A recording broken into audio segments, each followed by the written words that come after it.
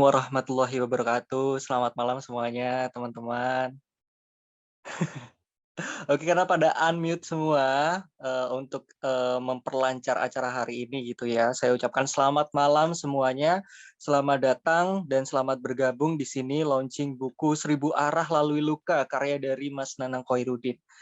Pertama-tama saya ucapkan Assalamualaikum warahmatullahi wabarakatuh, salam sejahtera bagi kita semua, Om Swastiastu, Namo Buddhaya, salam kebajikan.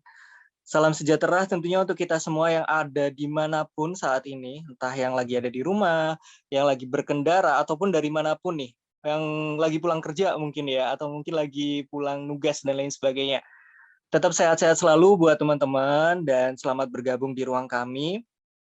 Tentunya di hari ini adalah hari yang sangat menyenangkan tentunya untuk Mas Nanang Khairuddin karena karya emasnya kali ini ya akan kita bahas, kita launching bersama-sama. Apalagi malam ini kita kedatangan tamu spesial tentunya ada Kak Bagus. Wah ini kita udah paham banget nih Kak Bagus ini adalah seorang psikolog yang sangat udah melalang buana ya bahasanya ya. Kemudian juga ada juga Kak Iwan yang teman dari survivor kita yang selalu apa ya memberikan semangat-semangatnya. Nanti kita akan berbagi cerita sedikit dengan Kak Iwan juga. So buat teman-teman semuanya, saya ucapkan sekali lagi selamat datang dan selamat bergabung yang baru saja bergabung. Dan kemudian kali ini kita nggak lama-lama nih ya, nggak lama-lama langsung aja ada video bumper launchingnya. Pasti keren banget nih pokoknya ya. Dan supaya teman-teman semuanya tetap semangat, nanti sampai ini pasti ada kuis dan juga ada hadiahnya. So jangan sampai kalian meninggalkan ruang terlebih dahulu karena ada hadiah-hadiah yang akan muncul tiba-tiba gitu ya. Oke, kita tonton bareng-bareng bumper launching-nya. Selamat menikmati.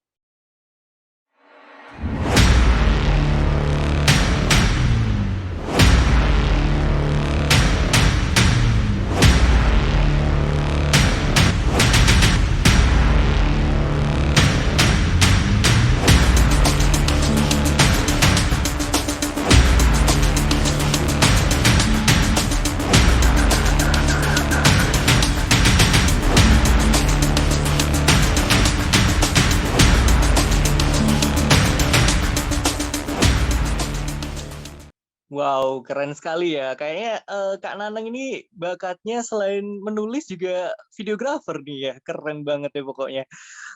Oke, nggak lama-lama kita undang Kak Nanang untuk bergabung di sini. Kak Nanang? Iya, malam Kak Dika. Hai Kak Nanang, gimana kabarnya Kak? Alhamdulillah Still dituntut happy? untuk sehat ya, untuk happy juga. Oke, Kak Nanang gimana rasanya nih? Akhirnya impian Kak Nanang untuk merilis sebuah buku tercapai. Tentunya ini ya, bangga juga sama diri sendiri tentunya, bisa sampai sejauh ini, bahkan bisa sampai ya bisa disebut menciptakan satu karya dan tentunya berkat bantuan dari teman-teman survivor. Jadi, buku ini tidak hanya saya sendiri yang, turut andil di dalamnya, tapi juga banyak peran yang juga dituliskan oleh teman-teman survivor, bagaimana dengan cerita-ceritanya, kisah-kisahnya, kemudian bagaimana sih kira-kira pas posisi struggle, kemudian bangkit lagi, bahkan bisa jadi jatuh lagi, tapi bisa bangkit lagi. Ya, bisa disebut menarik nafas panjang ya, akhirnya. Terus gimana perasaannya hari ini? Ya, cukup deg-degan, apalagi dipandu oleh Kak Dika dan juga dari Kak Bagus dan Kak Yohan, tentunya orang-orang hebat semua. Ya, lumayan under pressure ya, Kak, ya. Tapi karena ini adalah karyanya Mas Nanang sendiri, karena kita sama-sama dari Jawa Timur, aku biasanya manggil Mas ya. Karena ini adalah karyanya Mas Nanang sendiri, pasti rasanya kayak, gitu ya, adem panas, kemarin kayak gimana gitu ya. Betul betul betul. Oke. Sebelumnya nih Mas Nanang, kenapa harus buku nih? Kenapa harus buku? Kenapa nggak karya yang lainnya? Ya, kenapa harus buku? Karena sebelumnya sudah pernah terbitin buku juga. Nah, jadi menurut saya dengan buku ini, buku itu tidak bisa hilang, tidak bisa hangus. Jadi kalaupun kita dimanapun kita, selama buku itu masih ada tulisannya, buku itu masih bisa dibaca, maka kita masih bisa hidup di sana. Kita masih Wow. bisa bercerita sama orang-orang, kita masih bisa berbagi kisah, kita bisa mengajak teman-teman pembaca kemana arah bukunya, kemudian bagaimana maksud di dalamnya, ya kurang lebih seperti itu. Berarti bisa dibilang kalau semua Mas Nanang emang sengaja bikin buku supaya abadi dan juga teman-teman yang di luar sana, ya bukunya tetap ada gitu ya. Orangnya masih tetap ada dimanapun dan buku bisa kemana aja gitu kan ya. Oke, Mas Nanang, aku kalau boleh tahu nih, eh berarti ini buku yang ke berapa? Buku yang kedua. Buku yang kedua. Yang pertama berarti udah rame nih pastinya ya. Alhamdulillah. Alhamdulillah. Pastinya buku yang kedua ini karena kebetulan emang teman-teman semuanya masa-masanya tentang mental illness atau mental health itu lagi up-upnya, dan Mas Nanang sendiri ini bikin sebuah buku yang menurut Dika sendiri tepat waktu banget. Iya nggak, Mas? Betul, betul sekali. Kenapa nih? Kenapa buku ini Mas Nanang bikin dengan tema seperti ini? Iya, kenapa bukan buku yang lain ya? Karena sekarang kan pasti ada beberapa tema buku yang mungkin lebih menarik, yang lebih disukai oleh milenial zaman sekarang, mungkin tips-tips bagaimana bertahan di era milenial sebagainya. Tapi kenapa aku memilih yang terkait dengan mental health? Itu karena ya seperti yang tadi Kak Dika sampaikan, bahwa saat ini lagi booming-boomingnya ya Kak Dik ya, banyak yang bicarakan tentang isu mental health, bagaimana dengan jenis-jenisnya, siklus-siklusnya dan sebagainya. Terus melihat juga dari kondisi di lingkungan sekitar Kak Dika.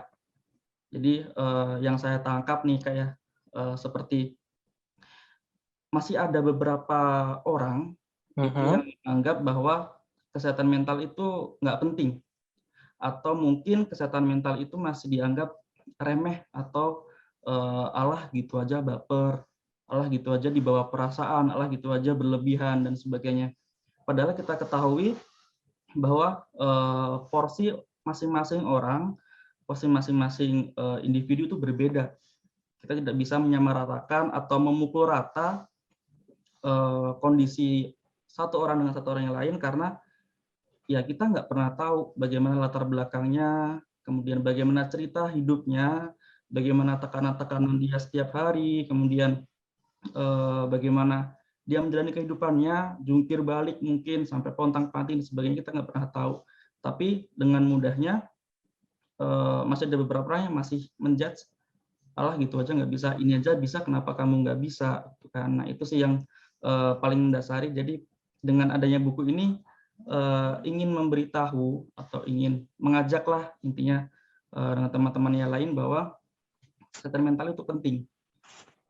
Kesehatan mental itu tidak cuma sekedar apa ya, isu-isu biasa atau mungkin ya lagi tren dan sebagainya, tapi ya memang harus jadi perhatian bersama. Lebih seperti itu. Wow, keren banget. Dan memang saat ini itu banyak banget teman-teman kita di luar sana itu yang ada yang ngaku-ngaku, ada yang apa ya namanya ya, ada yang merasa langsung menilai dirinya seperti ini dan itu dan lain sebagainya. Padahal ada juga nih sebagian orang yang judgement dan lain sebagainya. Jadi kita harus benar-benar memang perlu belajar banget sama yang namanya kesehatan mental ini. Dan Mas Nana sendiri, aku kepo banget di buku ini itu ada berapa survivor nih yang cerita?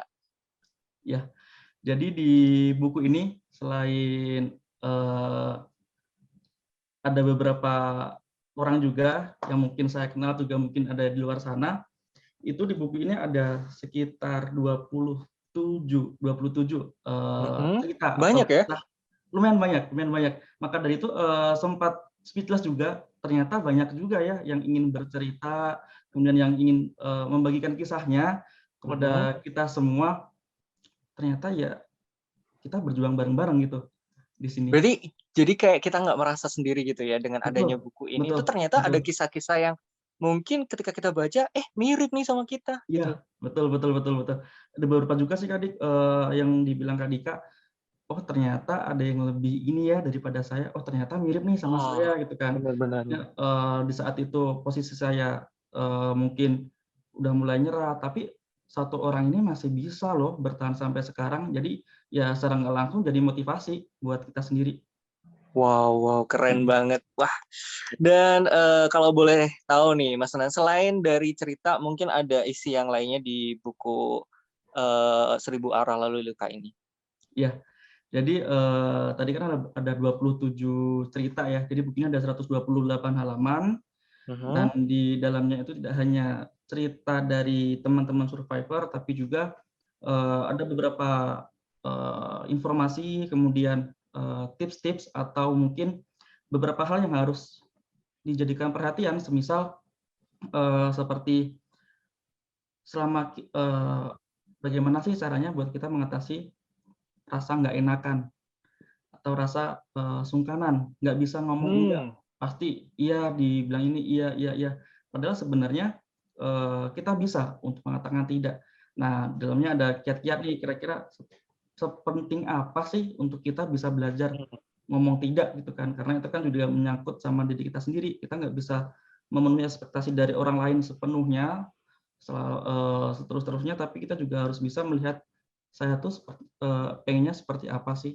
Saya tuh bisanya, sebatas apa dan sebagainya, kurang lebih seperti itu.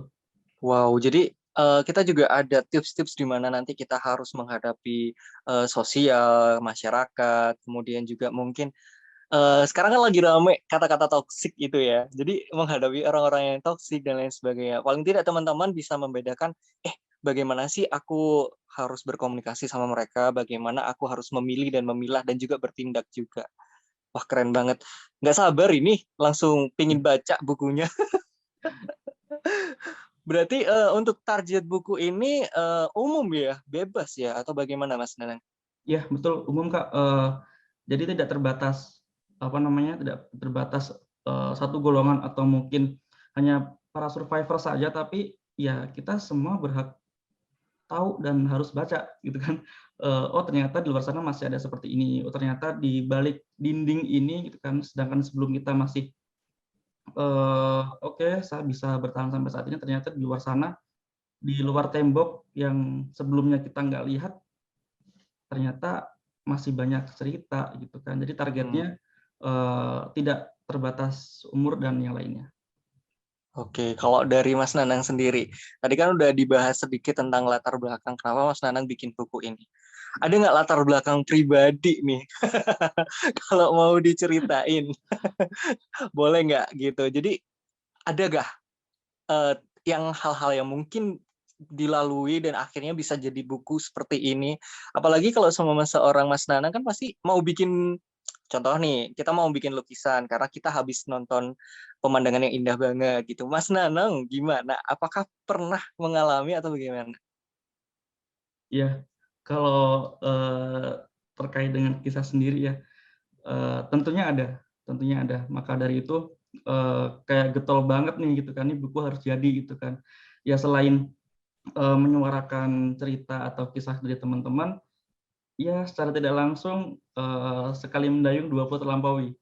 Jadi, sekaligus saya sendiri juga ikut, sharing gitu kan, Curhat ya? sekaligus juga ikut menyampaikan cerita saya gitu kan, bagaimana, Oke. eee, apa namanya, jatuh, kemudian, terpuruk beberapa saat, kemudian bangkit lagi, jatuh lagi, hingga pada saatnya, eee, mulai berpikiran, "Kenapa harus saya yang mengalami ini?" Gitu kan.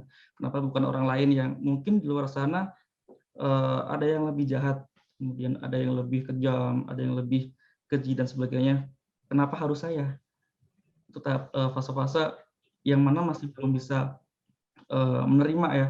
Kemudian hingga pada satu saat yang namanya mungkin, waktu ya, karena waktu juga akhirnya ya semua ini karena ada maknanya, semua ini karena ada artinya itu kan, bukan cuma ini aja itu kan dikasih ujian sebagainya, tapi ternyata ada manfaatnya. Dan setelah bisa bangkit lagi, bisa berdiri, kemudian saya menoleh nih ke belakang gitu kan, dan saya melihat, oh dulu seorang Nanang dia lagi jatuh, oh seorang Nanang dia lagi merangkak, seorang Nanang lagi kesakitan, tapi seorang Nanang itu dia bisa perlahan bangkit lagi, mulai berjalan pelan-pelan, kemudian mulai berlari hingga sampai saat ini, oke, ini adalah Nanang yang bisa bertahan sampai Wow, sejauh ini. keren, kece banget ya pokoknya ya. Kayak lagunya Tulus ya, semua itu ada waktunya gitu ya. Kemudian nanti akan ketemu pastinya ya. Semua bisa diobati oleh waktu gitu. Dan posisinya Mas Nanang sekarang lagi ada di satu step lagi lebih tinggi. Wah, keren banget. Saya ucapkan selamat buat Mas Nanang. Dan biar teman-teman makin kepo nih Mas Nanang ya. Ada nggak kisah yang menurut Mas Nanang sendiri itu menarik banget nih di dalam buku ini, biar makin penasaran dan teman-teman juga wah kepo banget gitu ya. Tentunya bukan ada lagi, tapi banyak. Banyak. Apalagi dari 27 cerita ya, 27 cerita itu bukan hanya satu cerita yang monoton, yang mungkin di bayangan kita, oh ini kita cuma membaca cerita dari orang lain ya itu kan, tapi secara tidak sadar kita akan ditarik ke dalam cerita itu dan kita bisa ikut merasakan kan apa yang mereka rasakan, apa yang mereka alami itu kan. Jadi bukan ada lagi tapi banyak cerita yang menarik dengan semua background-nya, dengan semua kisahnya, semua jalannya, lika-likunya, dan itu sangat menarik. Berarti dari 27 cerita ini semuanya menurut Mas Nanang semuanya berbeda dan semuanya bisa dibilang unik dan punya cara sendiri. Betul. Berbeda dengan ya karena kita tahu latar belakang orang-orang kan berbeda gitu kan. Jadi sangat bervariatif, sangat beragam sekali cerita-ceritanya, bahkan hampir keseluruhan nggak ada yang sama itu kan. Semua punya versinya masing-masing. Wow, keren banget. Wah, Dika juga ngucapin terima kasih tentunya ya. Teman-teman pastinya Dika awakilin aja nih, ngucapin terima kasih untuk para survivor yang sudah berani untuk bercerita dan berbagi cerita melalui buku yang diwadahi oleh Mas Nanang dengan 1000 arah lalu luka. Dan pastinya bukan hal yang mudah untuk menceritakan itu semua.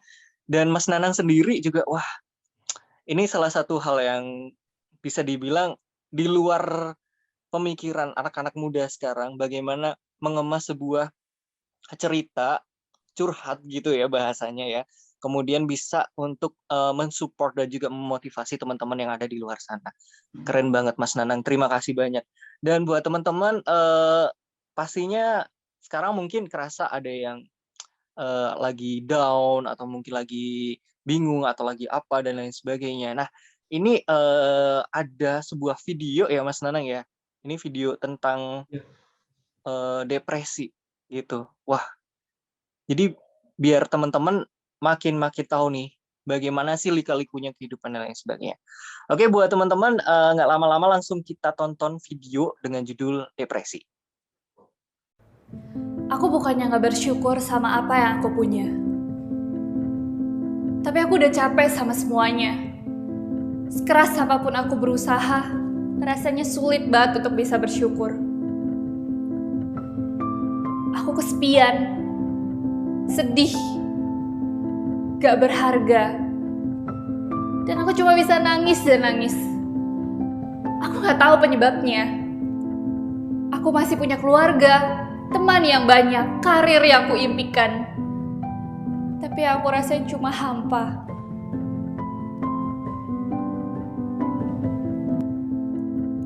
Mereka gak ngerti. Dan mereka bertanya, kenapa kamu sedih? Aku bilang aku gak ngerti. Aku gak tahu dan yang aku tahu cuma aku mau mati aja. Setiap hari, saking gilanya, saking aku gak tahu apa penyebabnya, apa masalah yang sebenarnya aku hadapi. Dan aku gak bisa ngomong itu di depan orang lain. Aku gak bisa memperlihatkan ini di depan orang lain. Jadi aku cuma bisa pakai topeng setiap hari. Topeng yang selalu tersenyum. Dan semua orang bilang kalau aku bahagia. Hidupku sempurna. Di balik topeng itu aku teriak. Menahan sakit, menahan tangis. Dan menahan beban yang kurasakan setiap hari. Memakai topeng jauh lebih mudah daripada ngaku ke dunia kalau aku punya masalah. Dan itulah masalahnya. Depresi itu nyata, depresi itu beneran ada. Dan hal itu bukan hal yang memalukan atau hal yang bisa disepelekan. Dan itu bisa terjadi sama siapa aja.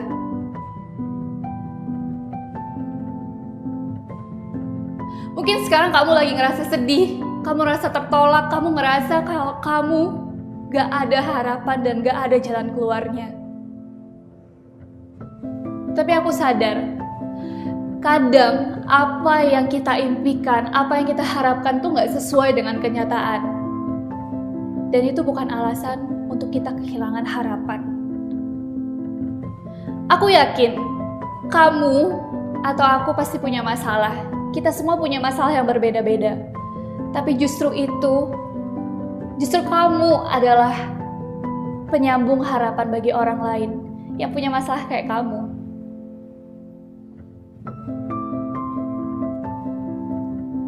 Kalau kamu lagi ngerasa lelah, istirahat, gak ada salahnya. Dan aku cuma mau bilang, I trust you. Aku yakin kita bisa ngelewatin ini.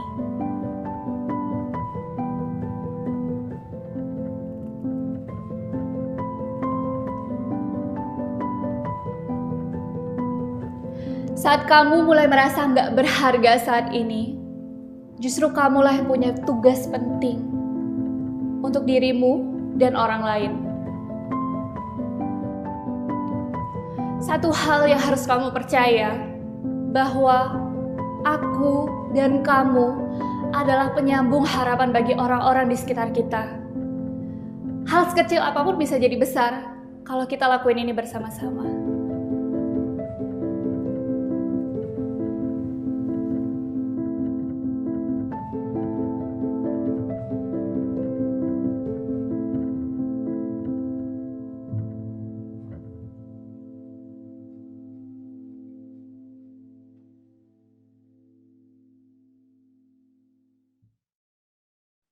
Wow, video yang wow. Dika sampai nggak bisa ngomong nih kayak gimana ya. Mungkin teman-teman di rumah atau yang lagi nonton juga merasakan sesuatu hal yang sedikit deep gitu ya, dan wow, bisa dibilang mungkin kita semua melalui itu, dan bisa juga ada yang merasa aku juga pernah nih kayak gini dan lain sebagainya gitu. Tapi jujur nih buat teman-teman semuanya, di dalam buku yang disampaikan oleh Mas Nanang ini mungkin ada salah satu kisah yang sama dengan hal itu gitu ya. Dan di buku-buku itu pastinya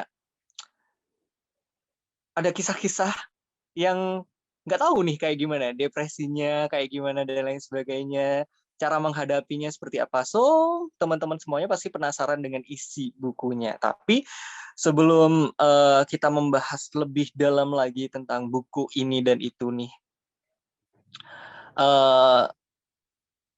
agak sedikit bimbang nih Dikanya gara-gara video itu tadi. Wow, berasa kayak ada sesuatu yang dalam banget gitu. Oke, lanjut ya buat teman-teman semuanya, kita langsung aja kita undang. Tadi kan kita sudah berbicara dengan Mas Nanang selaku sang pembuat buku nih ya, yang pastinya kece banget deh pokoknya ya.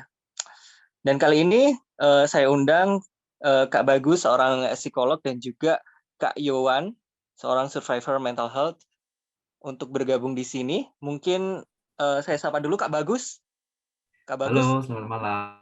Hai, selamat malam Kak Bagus. Akhirnya ada kesempatan lagi ketemu sama Kak Bagus. Keren banget nih orang. Terima kasih. Kak Yowan di mana? Halo. Kak Yowan ada? Ada dong. Ada. Oke, selamat datang Kak Yohan. Ini adalah orang-orang yang kece banget deh. Bener kata Mas Nanang ya. Ada Kak Bagus, seorang psikolog, dan juga Kak Yohan, seorang survivor mental health. Eh, aku ngobrol aja nih biar teman-teman juga santai gitu ya pembawaannya juga. Dan mungkin dari Kak Bagus terlebih dahulu.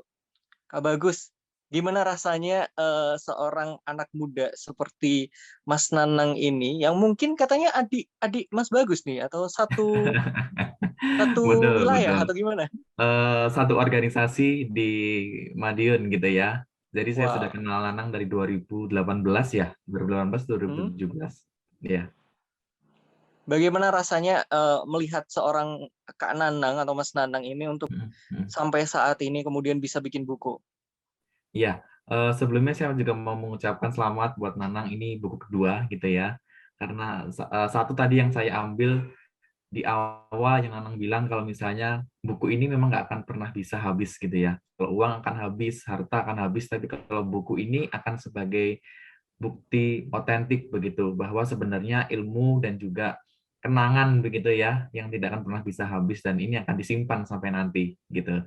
Dan ini satu Wow. langkah yang baik gitu ya karena kan ada satu anak muda Indonesia lagi yang membantu kita untuk meningkatkan awareness terkait dengan kesehatan mental. Sudah banyak buku di luar sana tapi ini spesial juga untuk menambah referensi teman-teman di luar sana untuk mengetahui secara lebih dalam, secara lebih real begitu ya, karena mungkin nggak banyak juga buku yang menyajikan testimoni ataupun keadaan secara real dari teman-teman yang juga di luar mengalami gangguan mungkin terkait dengan kesehatan mental begitu. Wow. Jadi memang udah deket nih ya. Emang satu kampung halaman kayak ini. Betul, betul, betul. Kita dari Madiun. Oke. Kalau dari Kak Yohan kenal sama Mas Nanang dari mana Kak Yohan? Dari Kok bisa ketemu gitu? kebetulan kita dari lembah kekelaman yang sama sih. Oh gitu. Jadi Mas Nanang main orang dalam semua nih kayaknya ya, diajak Wow. sharingnya. Oke, Kak Yohan berarti udah kenal lama sama Mas Nanang ini ya? Sama sih kayak Mas Bagus, udah dari sekitar 2018 akhir kayaknya ya, kenal sama Nanang sampai sekarang. Terus kita sharing juga sering, jadi saling ganggu gitu, kita saling kontakkan kalau ada apa, kalau mau curhat mendadak di jam berapapun, dan mau jawabnya jam berapapun juga kita udah, ya udahlah gitu. Oke. Berarti emang udah kayak deket banget gitu ya? Deket banget, Oke, iya saling sampai menjalin suami udah gak komunikasi. cemburu lagi. Ini mohon maaf kepada suaminya Kak Yohan gitu ya. Ini bergabung di sini nih banyak cowoknya nih, di sini ada 3 nih cowoknya. Oke, Kak Yohan, saya mulai dari Kak Yohan terlebih dahulu nih. Kalau tentang buku yang dibuat oleh Mas Nanang sendiri, membahas tentang mental health, menurut Kak Yohan, itu sebenarnya gimana sih? Apakah penting banget sebuah buku untuk teman-teman kita di luar sana, atau memang saat ini memang perlu banget yang adanya panduan bagaimana kita bersikap dan lain sebagainya. Gimana Kak? Sharing buku kumpulan kisahnya ini yang udah Nanang bikin menurutku penting sih, karena kan banyak di luar sana yang sebenarnya ya mau mengungkapkan tapi kayak merasa nanti mereka dijauhin gitu, nanti mereka malah dicap itu cuma di kepala lo aja, atau kayak lo aja yang drama, lo aja yang lebay gitu. Jadi dengan membaca buku ini tuh kayak bikin merasa ya nggak sendirian, dan jadinya itu kan otomatis dari 27 cerita ada 27 background berbeda tuh. Jadi seenggaknya pasti ada 1 atau 2 kisah yang menyentuh si pembaca, yang jadi ngerasa kayak, oh dia di posisi yang kurang lebih sama. Cara dia menjalani kehidupannya tuh begini. Berarti mungkin aku bisa coba ikutin deh caranya. Oh dia bisa bertahan, dia bisa berbagi kisahnya juga gitu. Jadi dari buku ini aku percayanya sih yang Nanang udah nyelamatin entah berapa pembaca yang nanti bakal baca kisah-kisahnya ini sih gitu. Wow, gitu ya. Jadi bukunya selain jadi buku yang bisa dibaca, jadi superhero juga nih bukunya ya. Bisa nyelamatin orang ya. Oke, kalau dari Kak Bagus, fenomena saat ini kan ramai banget nih Kak Bagus tentang yang Iya. namanya mental health gitu ya, isu, Betul. pembahasan dan lain sebagainya. Anak-anak muda sekarang lagi ngecap dirinya ada sebagai yang merasa kayak, aku lagi ini loh dan lain sebagainya. Jadi alasan juga. Fenomena ini menurut Kak Bagus sendiri gimana? Iya, oke Dika. Jadi memang di hari-hari ini gitu ya, kita hidup dengan generasi mental health gitu ya. Semuanya sedikit-sedikit toksik, nanti sedikit-sedikit ada apa namanya istilah baru lagi gitu ya. Ini sebenarnya dampak-dampak kalau saya boleh katakan ini dampak kurang menguntungkan dari adanya mental health yang terlalu booming begitu. Tapi untuk dampak positifnya juga tidak kalah banyak begitu ya, karena kita sudah mulai tahu dan aware begitu. Kalau dulu zaman saya SD, zaman saya SMP begitu belum marak yang namanya kalau dipukul sama guru akhirnya nanti jadi apa namanya orang tuanya ngelapor, kemudian anaknya jadi apa punya punya apa kayak marah lah apa segala macam mungkin ada tapi mungkin tidak di belum di up seperti sekarang begitu ya. Nah ini hal yang menarik juga karena sebenarnya ketika kita sudah mulai sadar dengan keadaan fisik kita juga harus sadar dengan keadaan mental begitu. Yang dampak positifnya ketika di hari-hari ini adalah kita jadi lebih mengerti kalau sebenarnya depresi itu ada, kalau sebenarnya bipolar itu ada begitu. Bukan hanya karena lebay kata Mbak Iwan tadi ya, karena ini drama aja gitu ya, karena anxiety segala macam. Tapi ketika memang ini dibiarkan, ini jadi salah satu gangguan yang mengganggu kehidupan kita. Sama aja kalau kita sakit flu, sakit demam berdarah, sakit jantung gitu ya.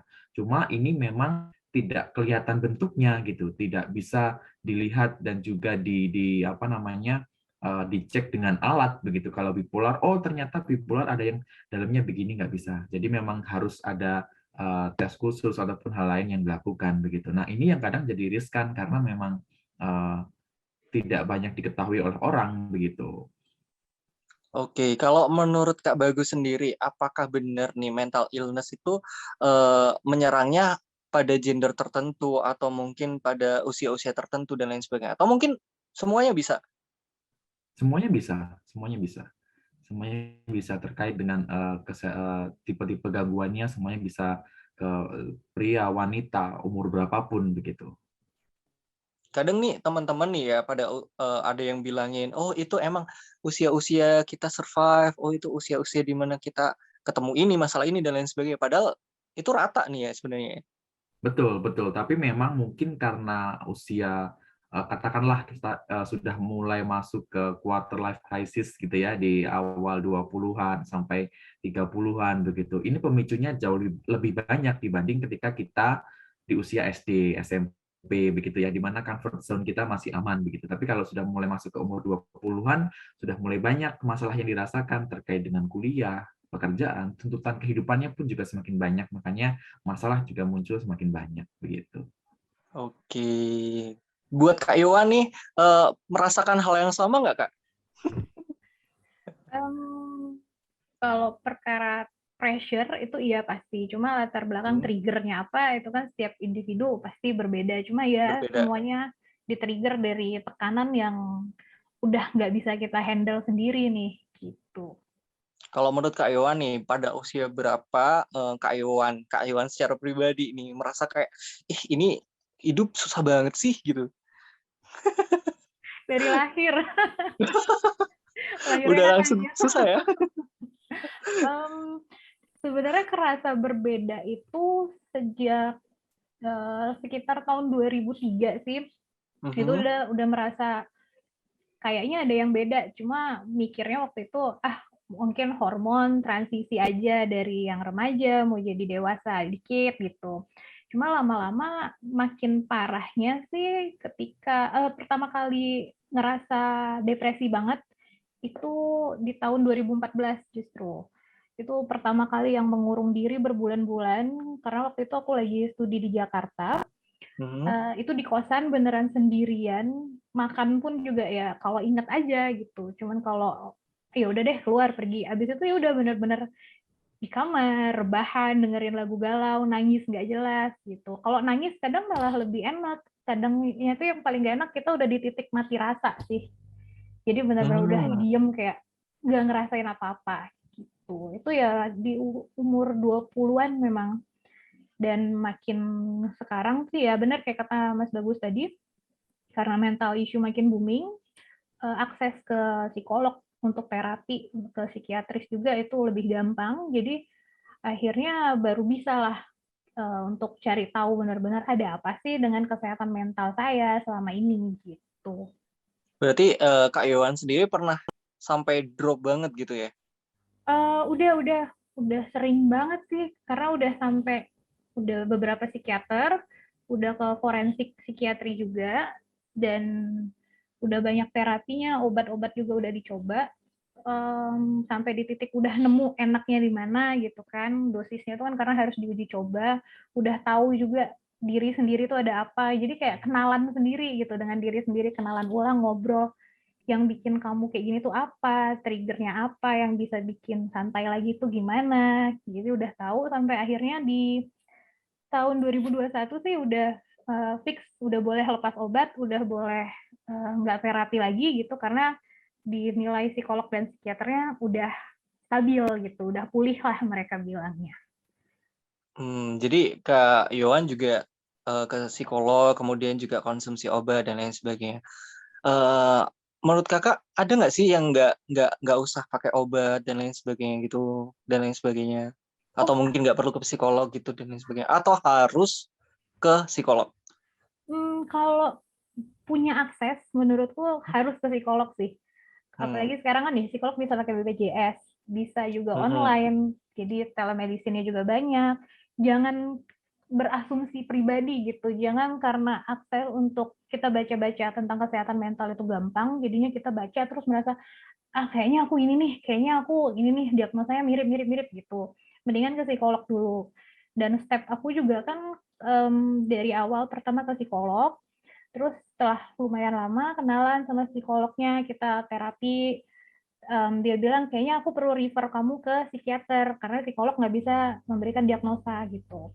Akhirnya di refer ke psikiater, coba-coba beberapa sampai cari yang cocok, akhirnya keluar deh dari 3 psikiater, tiga-tiganya keluar diagnosanya bipolar. Jadi ada gangguan bipolar Hmm. sama gangguan kecemasan gitu. Makanya itu yang bikin pakai obat. Tapi kalau misalnya memang merasa mentalnya karena berat aja atau karena pikirannya terlalu kusut, itu ke psikolog dulu juga nggak masalah. Nggak semuanya harus obat kok, jangan terlalu jadinya takut gitu, mikirnya ih Bener. obat nih, enggak kok, enggak. Nggak takutnya kadang teman-teman kan, wah nanti kalau obat nanti tiap hari kayak orang sakit dan lain sebagainya gitu kan. Padahal masih bisa kita konsultasi dan bagaimana kita nanti ke depannya supaya semakin baik gitu kan ya Kak. Tuh. Oke, ngobrolin tentang diagnosa nih. Eh Kak Bagus, diagnosa sekarang anak-anak hobi banget mendiagnosa dirinya sendiri gitu. Betul, betul. Ini pengaruh dari ini ya, terlalu gampangnya akses kesehatan mental. Jadi semuanya sudah lebih gampang juga untuk didapat gitu ya. Ada nggak sih jenis-jenis gangguan kesehatan mental mungkin sebelum teman-teman di sini itu dan juga di luar sana itu nggak salah kaprah dan mendiagnosa dirinya sendiri? Oke, ya Ada nggak baik. jenis-jenis khusus gitu Kak? Jenis khusus untuk ketika kita sedang merasa tidak baik-baik aja gitu ya. Hmm? Nah, ini harus diperhatikan teman-teman. Memang ketika kita merasa nggak baik-baik aja, belum tentu juga itu mengarah ke gangguan gitu kan, ke gangguan terkait dengan kesehatan mental. Tapi kita juga harus lihat dulu apakah ini berjalan lebih dari waktunya lama begitu, mungkin lebih dari 3 bulan. Kalau misalnya nih lagi ngerasa sedih banget gitu, sedih banget, mungkin selama sehari 2 hari kita tahu penyebabnya dan setelah itu sudah biasa aja sampai sebulan 2 bulan ke depan, yaitu berarti bukan sebuah gangguan gitu. Karena dikatakan gangguan ketika memang gejalanya menetap lebih dari 2 minggu biasanya atau bahkan sampai 3 bulan lebih begitu, sehingga dan juga ini mengganggu hampir keseluruhan aktivitas yang kita lakukan dan kehidupan kita. Nah, ini yang harus diperhatikan. Kalau memang sudah merasakan seperti itu, ditambah lagi biasanya kebanyakan gejala awalnya untuk gangguan-gangguan psikologis ataupun terkait dengan kesehatan mental itu biasanya susah tidur sama gangguan di pola makan dulu biasanya. Rata-rata seperti itu gitu. Kalau memang ada hal itu di 2 minggu sampai 3 bulan bahkan lebih, nah ini bisa untuk mulai cari pertolongan nih ke psikolog atau psikiater gitu. Kalau boleh saya tanya tadi sama Mbak Yowan, Mbak itu dari mulai minum obat, konsumsi obat pertama sampai 2021 itu berapa lama? Akhirnya boleh lepas obatnya. Obat itu hampir 2 tahun.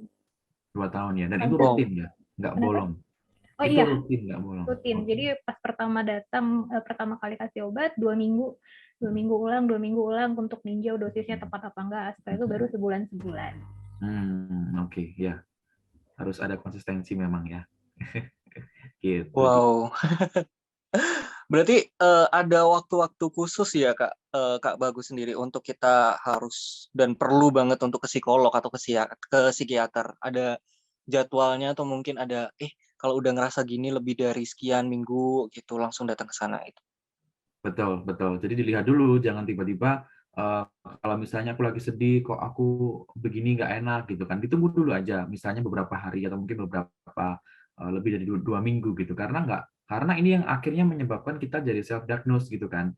Yang nggak apa-apa sebenarnya, tapi karena kita ngelihat di browsing kemudian ngelihat wah ini aku kayaknya udah mulai anxiety nih gitu kan. Anxiety akan jadi hal yang wajar ketika itu dirasakan dengan penyebab yang jelas, dengan waktu yang tidak lama, dengan hal-hal yang tepat begitu. Tapi kalau misalnya sudah lebih dari beberapa bulan, nah itu yang akan jadi permasalahan gitu. Oke, jadi teman-teman jangan langsung mendiagnosis ya. Jadi kalau satu hari masih lagi bimbang gitu, gara-gara bimbangnya naik panggung atau ngapain gitu, Nah, atau mungkin lagi betul. habis diputusin sama pacar, Nah, ya. ini aku kenapa dan lain sebagainya gitu, langsung ke psikiater gitu. Jadi dilihat dulu bagaimana teman-teman bisa survive dulu sekian hari, sekian minggu. Kalau ternyata nggak bisa, nah ini kenapa gitu, baru mencoba untuk bertanya ke orang yang tepat gitu ya. Betul, betul, Dik. Oke, kalau dari Kak Yohan sendiri langsung memutuskan menuju ke psikiater itu ada prosesnya nggak Kak? Atau mungkin Kak Yohan eh aku kenapa ya gitu, ke psikiater dulu deh gitu, atau mungkin ada yang nyuruh atau mungkin yang mengusulkan gitu, Yohan kamu kesini aja gitu, gimana Kak Yohan? Ke psikiater sebenarnya sama sih, kalau dulu tuh aku takut ya, karena berasumsi kalau psikiater udah identik dengan gila nih, gue gila nih, kayak gitu. Jadi kayak masih denial, nggak mau. Tapi ketika psikolog udah jelasin pelan-pelan, kalau psikiater itu ya nggak apa-apa, itu bisa nolong nantinya. Jadi psikiater yang refer, kita ke psikiater aja, psikolog yang refer ke psikiater. Kalau psikolog yang nggak refer kemarin sih kayaknya masih belum berani kali ya, karena ya itu masih stereotipnya jelek gitu kan. Cuma karena dari psikolog pun udah ngasih edukasinya enak, udah ngejelasin nanti ke depannya gimana, dan psikiaternya juga bilang bahwa bisa nggak ketergantungan kok katanya.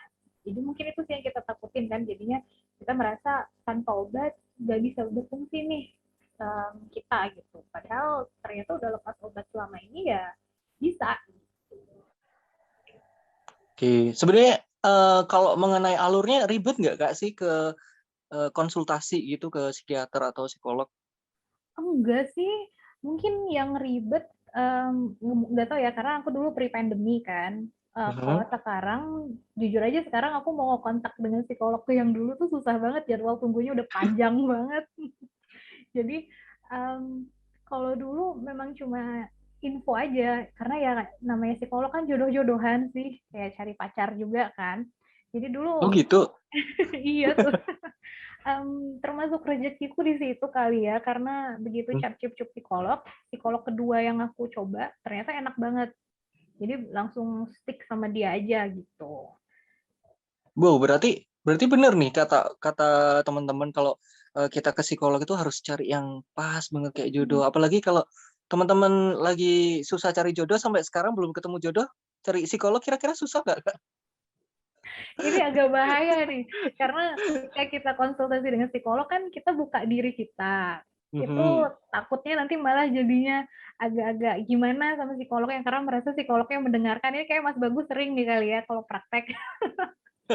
Jadi merasa didengarkan terus jadi ada rasa-rasa gimana, padahal ya itu harus kita ingetin juga sih kalau di situ ya untuk profesional aja. Oh, kalau Kak Bagus jodohnya berarti banyak nih ya, kalau banyak yang curhat ke Kak Bagus nih. Banyak, karena yang balik lagi juga banyak. Berarti beneran nih ya, jodohnya banyak orang nih. Eh gitu itu emang bener atau gimana sih Kak Bagus? Kita nggak menerima semuanya gitu, atau mungkin Kak Bagus sendiri ada teman-teman psikolog yang mungkin lebih tepatnya cerita ke sini dan lain sebagainya atau gimana? Betul, betul, betul kata Mbak Iwan tadi ya. Karena memang cari psikolog dan juga psikiater kayak kita nyari jodoh ya, cocok-cocokan gitu kan, kayak kita ke barbershop gitu kalau cowok. Biasanya memang tipe kepribadian dari psikolog dan juga psikiater juga berbeda-beda, namanya kembali lagi ke manusia begitu ya. Nah, hal ini juga akan mempengaruhi kita untuk misalnya saya lebih suka psikolog yang lebih rasional nih, atau saya lebih suka psikolog yang lebih bisa meredamkan saya dulu nih begini-begini. Nah, tidak semua psikolog dan juga psikiater akan punya kemampuan terkait dengan mungkin tekniknya juga berbeda, mungkin dia kalau menangani pasiennya juga berbeda begitu. Nah, ini yang dikatakan tadi ya, kenapa akhirnya jadi cenderung punya kecocokan yang berbeda antara satu psikolog lain, psikiater lain gitu. Gitu, Kak. Wah, berarti ini tadi kan kita udah ngebahas bagaimana kita terjun ke psikolog, kemudian juga menghadapi yang namanya mental illness. Kita harus belajar banyak sih sebenarnya, jangan mendiagnosis untuk diri sendiri.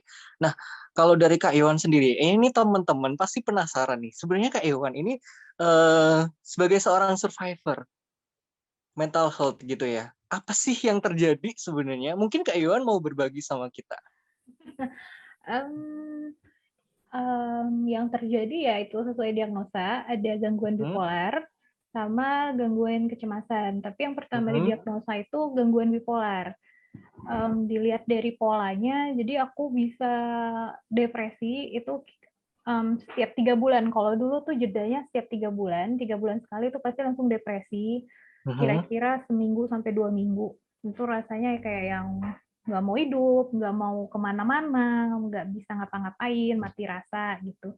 Tapi setelah itu akan ada masanya dia bukan normal. Jadi kalau kayak grafik gitu dari dia ke bawah, dia bukan yang langsung datar aja, tapi naik. Mulai tuh yang namanya Mhm. mania, mulai merasa kayak I'm the best, merasa kayak aku bisa ngapa-ngapain, over pede, terus belanja juga yang ya udahlah ada uangnya ini gitu. Jadi nggak mikir aja gitu, semuanya dilakuin nekat gitu.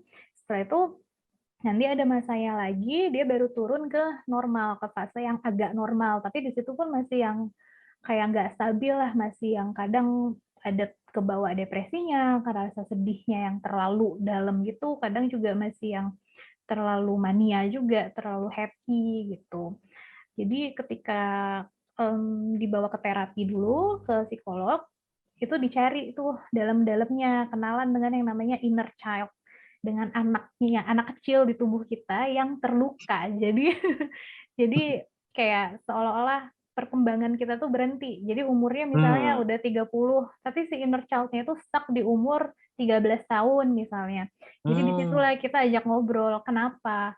Kok nggak mau tumbuh? Ada apa? Ada luka apa sih kemarin-kemarin? Triggernya apa gitu. Dari psikolog udah berhasil tuh aku ngobrol dengan inner child-nya, udah bisa membaca pola-polanya juga gimana.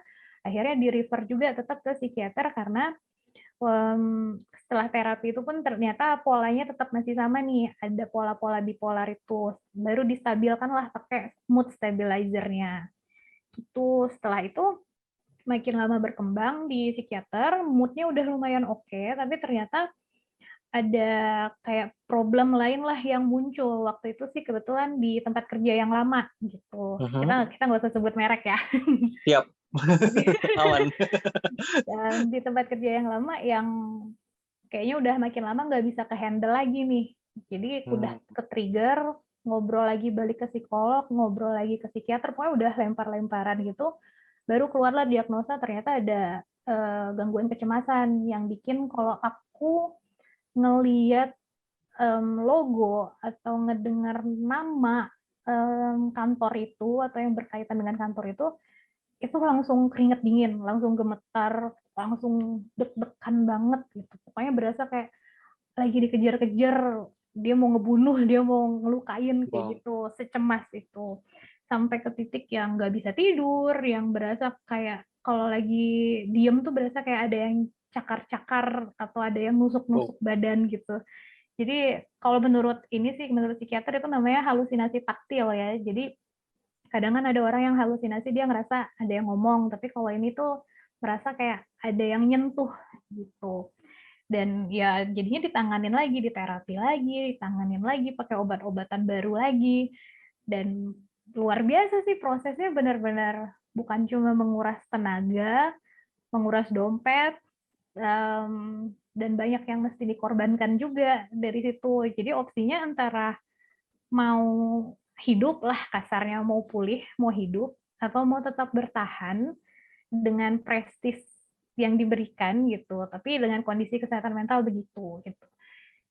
Cuma sharing dikit sih ya Mas ya. Boleh.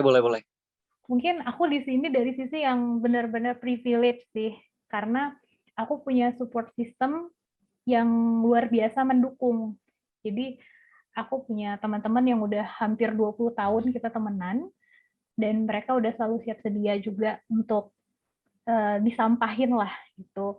Aku termasuk juga punya Nanang nih, Nanang juga salah satu support system yang udah kita kode-kodean aja udah saling oke gitu, udah sama-sama paham banget gitu. Dan suamiku juga dari sebelum aku nikah, masih pacaran pun udah aku ceritain tuh, karena aku bilang aku mau lingkarannya itu tuh berhenti di sini, berhenti di aku gitu. Jadi kalau dia mau nerima seperti ini, ya dia harus mau jalan bareng-bareng gitu. Kalau enggak ya udah kita stop dulu, tunggu aku sembuh dulu, tunggu aku pulih sendiri nggak apa-apa gitu. Dan ternyata dia tetap mau nemenin sampai sekarang tuh, sampai yang masih proses ganti-ganti obat, ganti-ganti dosis segala macem, itu dia yang nemenin, dia yang ngelihat gimana sih kalau malam-malam tuh aku lagi ngamuk, lagi mau nyakitin diri sendiri, tuh dia yang menangin semua. Jadi support systemku luar biasa sih, dan nggak banyak orang yang punya privilege seperti ini sebenarnya. Jadi makanya kayak dari bukunya Nanang ini itu biar jadi kesadaran juga untuk ke orang-orang bahwa bisa kok, ada banyak yang seperti ini, teman-teman kalian tuh ada banyak. Jadi jangan takut bentuk support system yang memang benar-benar mendukung.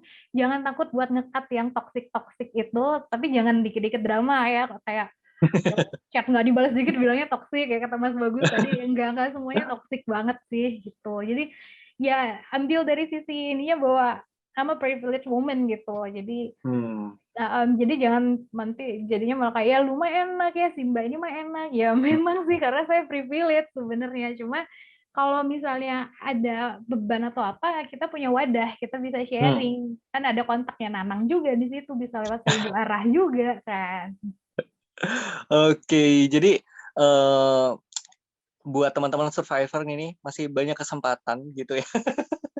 Dan pastinya di sana ada teman-teman kita atau mungkin ada orang-orang yang ternyata bisa kita temukan menjadi jadi privilege-nya kita gitu ya. Seperti Kak Yohan, yang terjadi sama Kak Yohan ini, ternyata mereka nggak ninggalin kita, mereka bahkan kita udah ngungkapin semuanya dan mereka masih stay sama kita gitu. Masih ada harapan banyak bahwa ada orang yang merasakan hal yang sama, ada orang yang mungkin nggak merasakan hal yang sama, tapi mau untuk mendengarkan cerita kita, atau mungkin bahkan menemani hidup-hidup kita.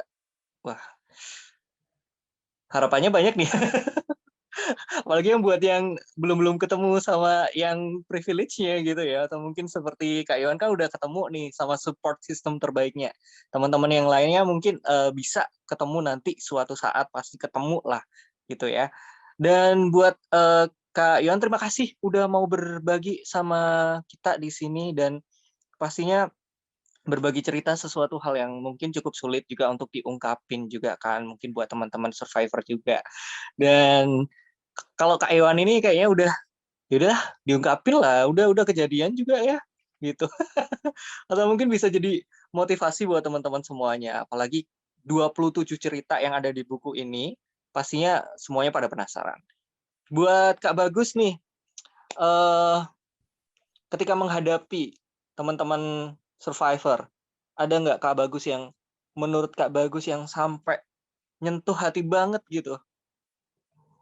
Oke, baik. Kalau sejauh ini selama praktek ya, karena saya masih praktek online gitu ya, banyak yang menyentuh gitu ya, sampai mereka lebih banyak mereka biasanya memang di fase depresif ya, fase merasa depresi, kemudian melakukan self harm segala macam sampai dikirim fotonya, dan itu sering banget dapat foto-foto yang mereka self harm, mereka cutting segala macam begitu. Itu yang jadi buat saya kayak, waduh, anak-anak umur 13 tahun yang kemarin baru minggu lalu atau berapa gitu, Wow, 13 tahun 13 kok ada tahun? yang betul betul begitu, dia dia merasakan fase depresif di mana sedih yang berlebihan segala macam, sampai mau lihat nggak Kak, saya cutting gitu, dikirim fotonya. Waduh, ini udah kayak umur 13 tahun, waktu dulu saya masih main di empang di kali gitu ya.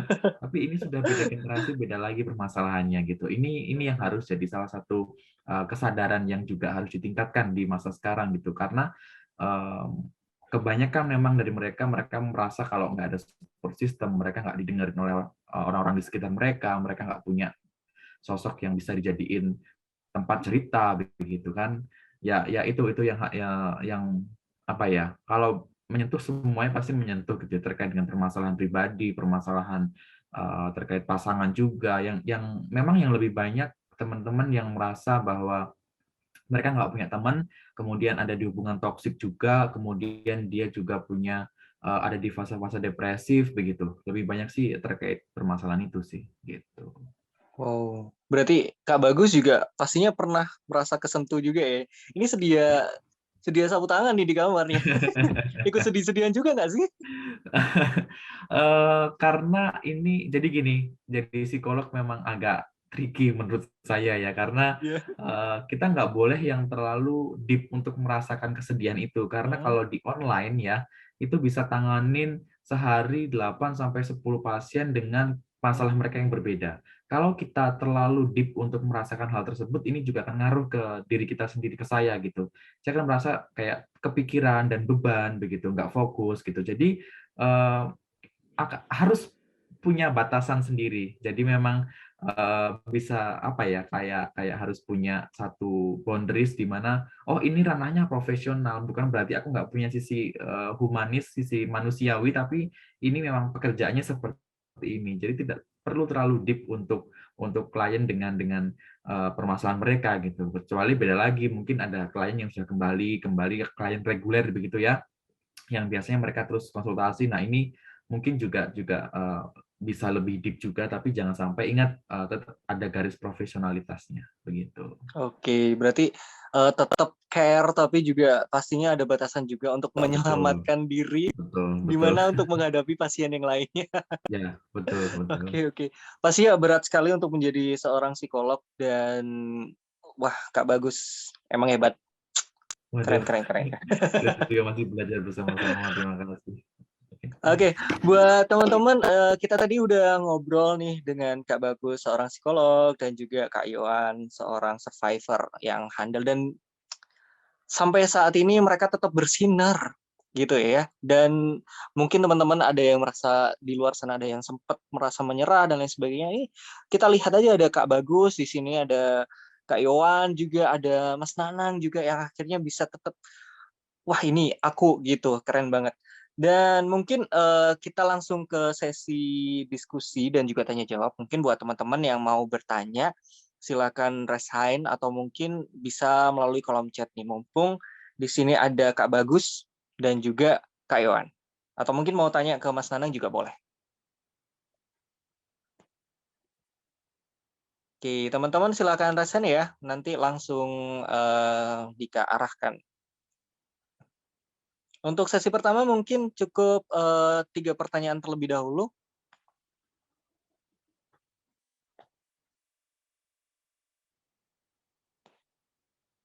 Oke, sambil menunggu teman-teman yang mungkin siap-siap lagi bertanya gitu ya.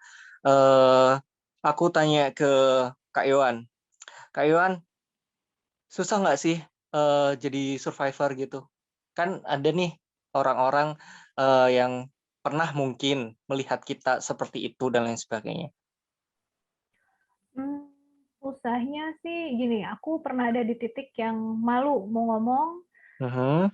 tapi juga pernah ketika merasa kecewa banget ketika aku ngomong ke orang-orang yang menurutku teman terdekat, dan cuma dibilang, "Ah, nggak mungkin lah, mana ada orang gila, tahu dirinya gila," digituin. Jadi itu rasa kecewanya luar biasa kecewa banget, dan tapi Mhm. udah pernah juga dapet yang jadinya orang yang kayak, "Ya udah, kalau lo punya bipolar terus kenapa? Lo harus minum obat rutin, ya kenapa? Nggak masalah.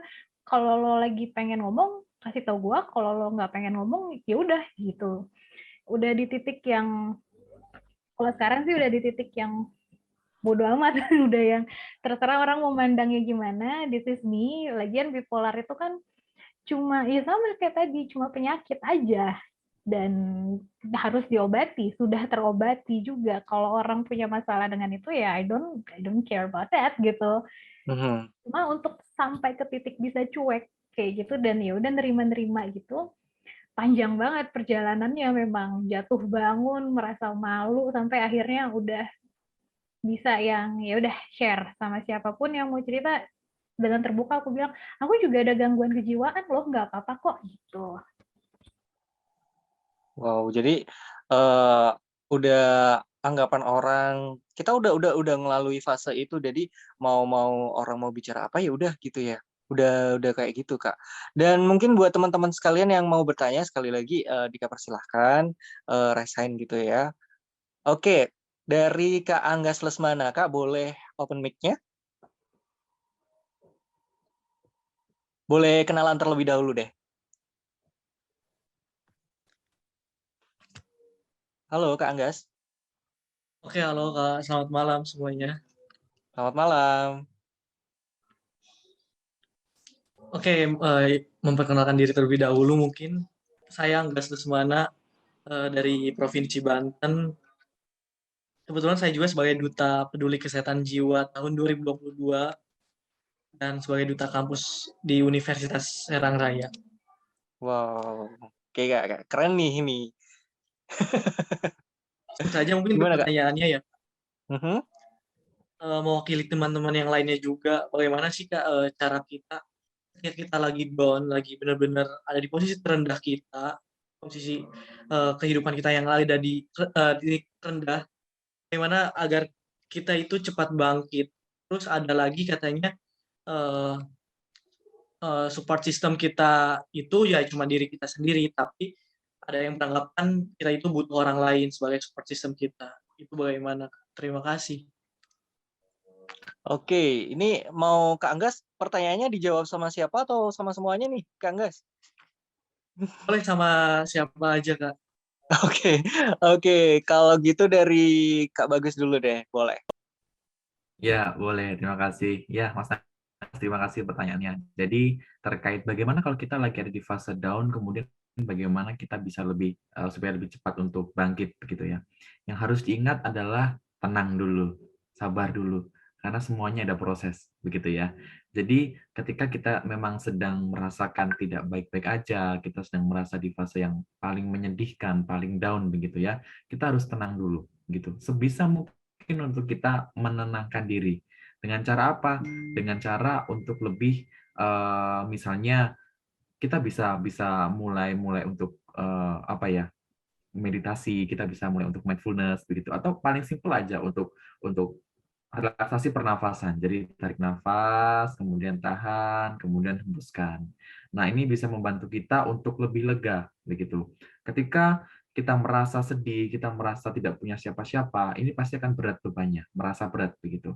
Tapi ketika coba untuk mulai pelan-pelan bernafas lega, kemudian merasakan lingkungan sekitar begitu. Nah, ini akan membantu kita untuk merasa lebih lega, bukan menurunkan kadar dari stres kita, tapi paling tidak kita merasa lega begitu. Nah, kemudian setelah itu baru mungkin beberapa hari kemudian kita coba buat rutin olahraga, kita coba buat rutin buat meditasi begitu ya, sehingga kita bisa lebih merasa terkontrol emosinya, mood-nya juga begitu. Begitu kalau dari saya sih. Gitu. Oke, Tadi terima kedua kasih apa buat pertanyaannya? Kak Bagus. Oke, siap. Oke, lanjut Kak Iwan, mungkin ada yang mau disampaikan buat Kak Anggas terkait pertanyaan itu tadi. Jadi ini aja sih nambahin dari Mas Bagus. Kalau aku tadi kan gimana biar bisa kalau pas down itu biar bisa cepat bangkit. Benar banget kata Mas Bagus, kita harus pertama belajar tenang. Dulu pas awal-awal aku marahin diri sendiri. Jadi ketika lagi udah tahu bakal panik banget nih, bakal meltdown, itu aku langsung marah aja, langsung bilang, Yohan diem, langsung kayak gitu, diem dulu. Habis itu ya aku pakai teknik pernafasan sih yang berfungsi di aku. Jadi 5 detik tarik nafas, tahan 4 detik, 3 detik dihembuskan. Diulang-ulang terus sampai udah kerasa detak jantungnya tuh udah mulai normal. Habis itu baru mikir, apa yang lagi aku rasain? Aku marah nih, atau aku lagi kecewa, atau aku lagi apa? Kenapa aku ngerasa begini? Jadi intinya sih otak itu tuh sebenarnya kan carut marut ya. Jadi ketika kita tenang, kita bisa lurusin pelan-pelan ada apa. Memang di teorinya gampang ngomongnya, pas dipraktekin tuh pasti susah banget. Cuma dicoba cari aja metodenya yang enak, yang cocok. Ada juga yang meditasi, kita yang diem, benar-benar berusaha kosongkan pikiran, atau grounding. Jadi kayak kita disuruh perhatikan sekitar, identifikasi benda-benda di sekitar, mana yang sebenarnya cocok di kita sih. Dan kalau support system itu menurutku memang harus ada sistem di sekeliling kita, tapi yang bisa bikin kita ngambil langkah ya diri kita. Harus ada niat dan kesadaran yang bilang kalau ini nggak bagus, ini nggak sehat, aku mau pulih, aku nggak mau nyakitin orang sekitarku. Jadi ya harus ada yang ngebangunin diri sendiri sih. Gitu Mas Angga. Wah, berarti ada trik-trik sendiri ya mungkin ya. Kalau standarnya sih pakai sistem pernafasan itu tadi, tapi kalau bisa menemukan cara sendiri supaya bisa menenangkan diri gitu. Oke, cukup Kak Anggas. Oke, kita lanjut ke penanya kedua ya. Ada Kak Zahra. Kak Zahra bisa langsung open mic-nya?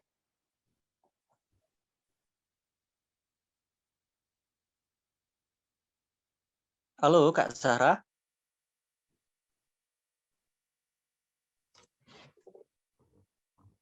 Iya, selamat malam Kak. Selamat malam. Kak Zahra silakan memberikan pertanyaannya. Kalau bisa diarahkan ke siapa nih? Kak Bagus atau Kak Iwan gitu. Boleh langsung dipertanyakan. Atau mungkin mau ke Kak Nanang juga boleh. Ke Dika juga boleh sih. Oke, makasih untuk waktunya. Di sini tadi menyimak banget apa yang disampaikan sama Kak Bagus, Kak Yuan, dan juga tadi sedikit dari Kak Nanang. Mungkin di sini sebenarnya boleh dari ketiganya, Kak. Ada 2 pertanyaan. Tapi yang pertama kayaknya lebih ke Kak Bagus. Tadi kan Kak Bagus juga sempat bilang kalau misalnya karena psikolog itu nanganin beberapa kasus dalam sehari, jadi perlu untuk menarik garis profesional juga. Nah mungkin Kak Bagus bisa kayak mungkin ngasih penjelasan ke kita gimana nanti kita bisa yakin bahwa Kakak di situ benar-benar ada untuk kita dan benar-benar bisa bantu. Mungkin gitu yang untuk Kak Bagus. Nah, terus untuk pertanyaan yang kedua, mungkin nanti bisa dijawab dari Kakak yang bertiga. Kalau misalnya kita lagi ngerasa stuck di satu tempat gitu, dan cenderung ngerasa kemampuan turun dan ngejalanin hidupnya tuh flat-flat aja, padahal sebenarnya kita tahu mau kemana dan kita tahu apa yang pengen kita tuju, cuma cenderung kehilangan kayak nggak menarik aja gitu hidupnya. Mungkin itu aja Kak Dika pertanyaannya. Makasih untuk waktunya. Oke, terima kasih Kak Zahra. Oke, langsung dijawab oleh Kak Bagus ya pertanyaan pertamanya. Iya, baik. Terima kasih, Mbak Zahra.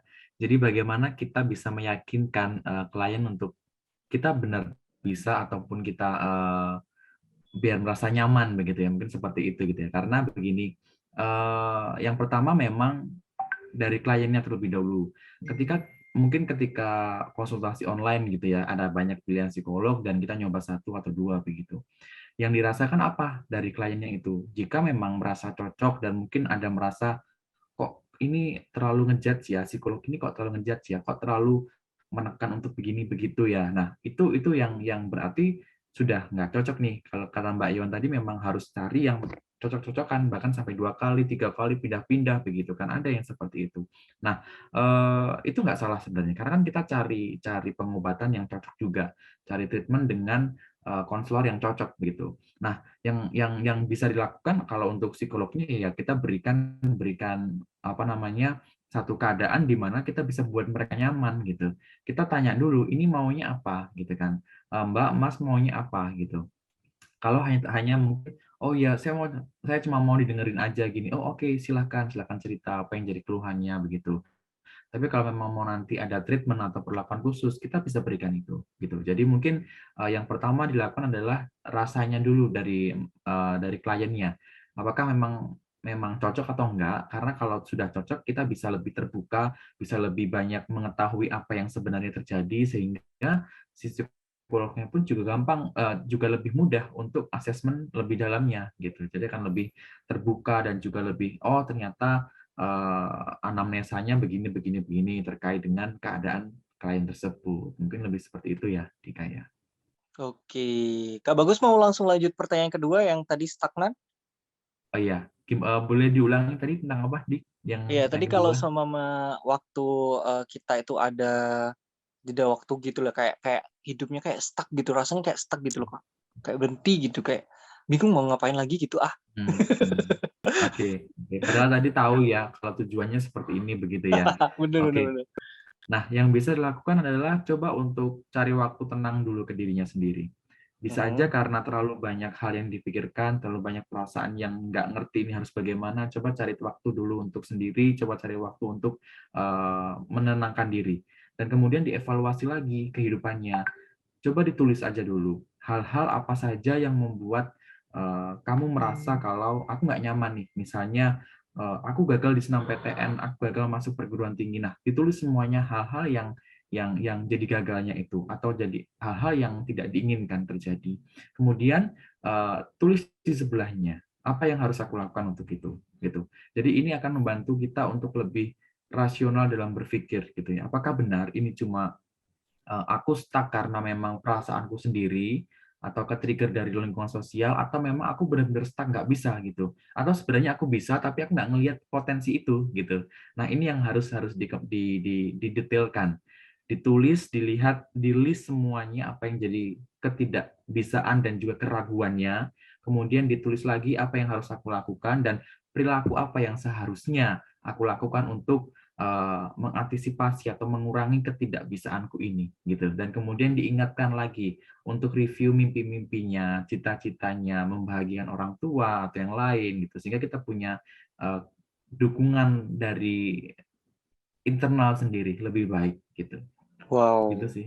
Itu tadi rumus yang udah diberikan oleh Kak Bagus. Mungkin di antara dua orang selanjutnya, Kak Iwan atau Kak Nanang, punya rumus tersendiri untuk melewati itu?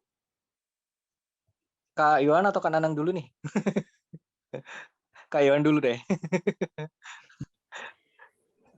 Yang diomongin Mas Bagus tadi emang bener banget tuh, semuanya harus ditulis, diidentifikasi diri, penting banget untuk kenalan dulu sama diri sendiri. Jadi mungkin kalau aku nambahin aja, dulu aku juga ya terjun bebas ke depresinya tuh memang merasa stuck dan kemampuan juga memang benar-benar berasa turun. Karena dulu masih ngekos, jadi mikirnya mungkin karena makanan gak bergizi kali ya, kebanyakan mecin gitu. Tapi setelah diperbaikin semuanya, kok masih merasa stuck banget. Karena dulu tuh suka banget baca buku, dalam setahun bisa baca puluhan buku, tiba-tiba setahun sama sekali nggak pernah baca buku, dan kehilangan minat sama segala hal gitu. Dari yang suka musik, tiba-tiba kayak nggak mau ngikutin lagi musik-musik siapapun gitu.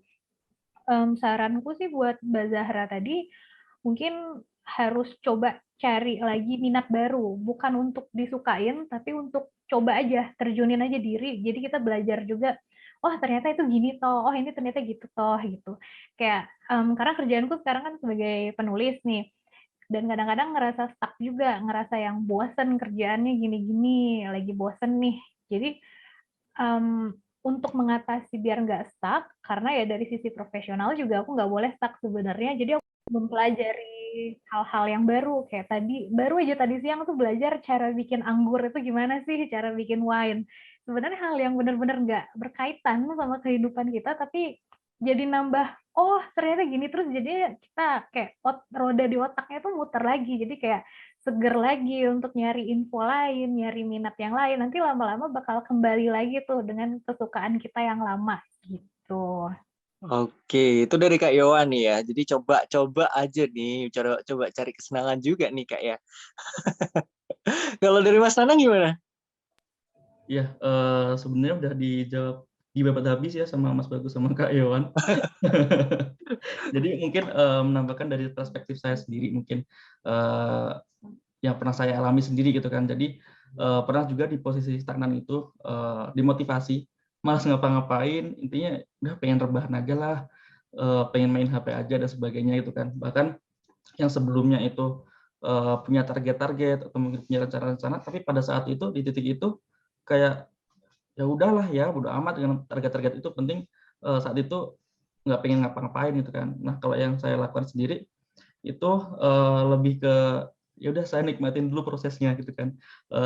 Saya jalanin dulu, saya ikuti dulu alurnya seperti apa, tapi tidak terlalu lama gitu kan. Jadi ya udah setelah kita menikmati prosesnya, kita tahu rasanya seperti apa, udah kita perlahan-lahan naik lagi nih. Kita panjat lagi, kita naik lagi, kita mencoba berdiri lagi dengan cara apapun itu. Kita cari seperti Karayuan tadi dibilang, ya udah kita cari aktivitas lain gitu kan. Kalau sebelumnya sering baca buku atau mungkin dengerin musik, bisalah dicoba seperti jalan-jalan atau mungkin mencoba hal lain yang positif ya tentunya. Itu bisa dilakukan atau dicoba sih. Jadi nikmatin dulu prosesnya, ikuti alurnya, kalau udah cukup nih, oke kita naik lagi. Oke, terima kasih Mas Nanang buat jawabannya. Saya rasa cukup ya buat Kak Zahra. Oke, dan untuk pertanyaan di sesi pertama ini, yang terakhir, ini ada dari kolom chat. Izin bertanya, aku Dewi. Tadi aku sempat dengar pembahasan soal gejala. Kalau kita sadar dengan adanya rasa kepanikan ketika mendengar atau melakukan sesuatu, apakah hal tersebut juga perlu pengecekan diri? Atau ada cara sendiri untuk mengurangi rasa kepanikan? Mungkin bisa dijawab langsung oleh Kak Bagus nih ya, lebih tepatnya. Oke, ya baik. Jadi indikasinya adalah dilihat dulu apakah memang itu terjadi sekali dua kali saja, atau mungkin beberapa kali, atau mungkin lebih sering begitu. Dilihat durasinya berapa lama, frekuensinya, intensitasnya seperti apa.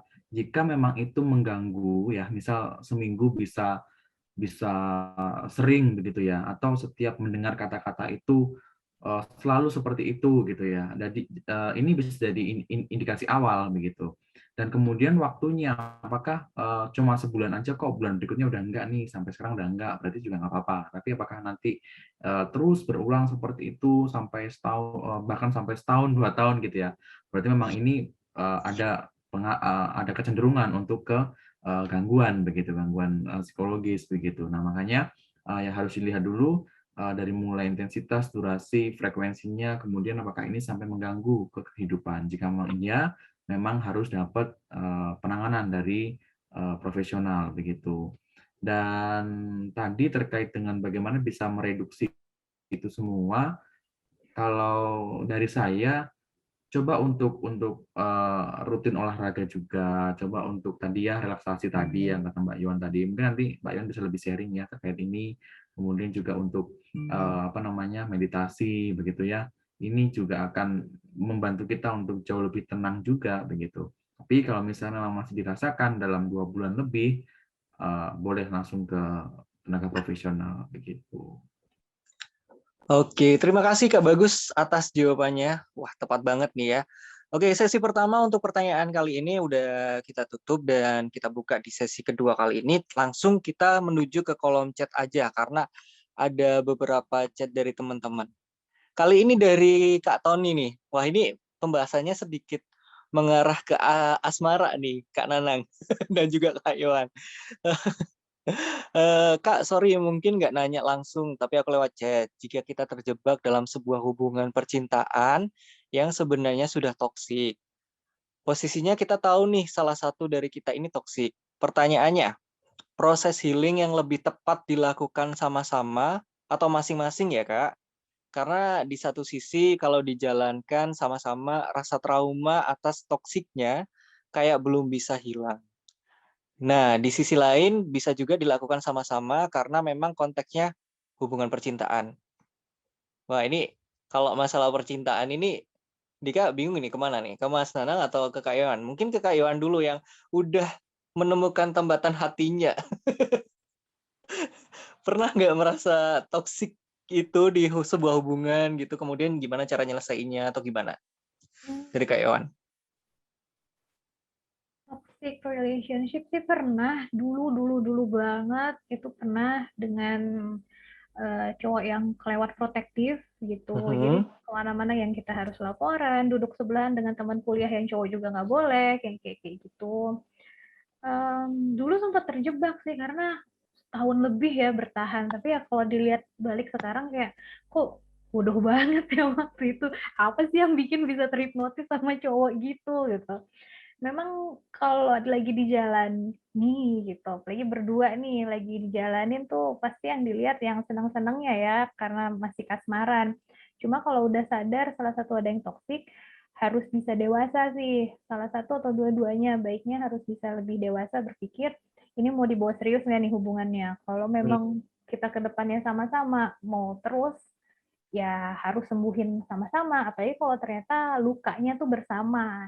Ya nggak apa-apa, konseling aja bersama. Toh kan ada juga konseling pernikahan gitu. Jadi jangan sampai ke depannya ketika malah udah resmi, udah sah, itu jadi saling tunjuk-tunjukkan. Jadi kan malah jangan, apa ya, itu bisa dicegah dari awal. Jangan nanti jadi penyesalan ke depannya.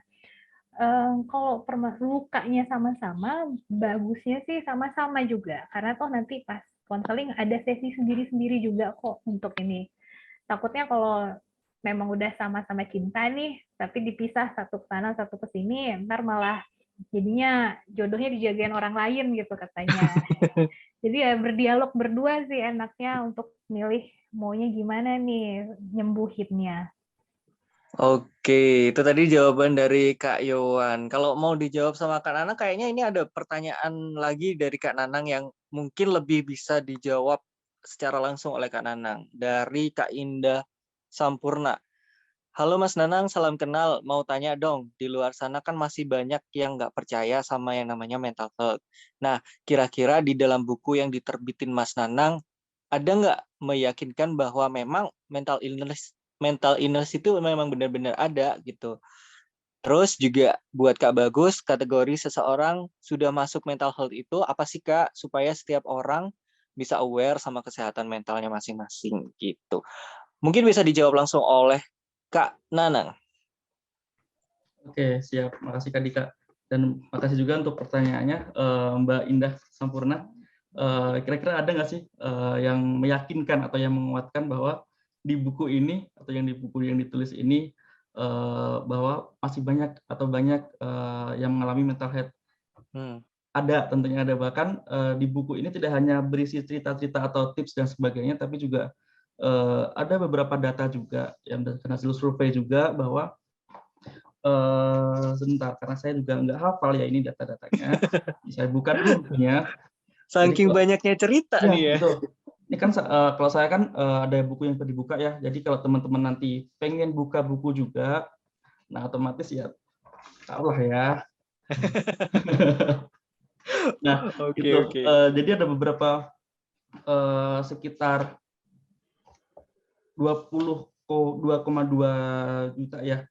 Ini yang mengalami mental health. Bahkan dalam survei tersebut mental illness itu tidak menyerang yang dewasa. Bahkan yang paling sering itu adalah yang remaja. Bahkan ada yang mahasiswa, kemudian ada yang mahasiswa juga, pelajar dan sebagainya. Ada yang remaja, baik itu latar belakangnya pendidikan maupun mahasiswa dan sebagainya atau yang sudah bekerja, itu ada semua.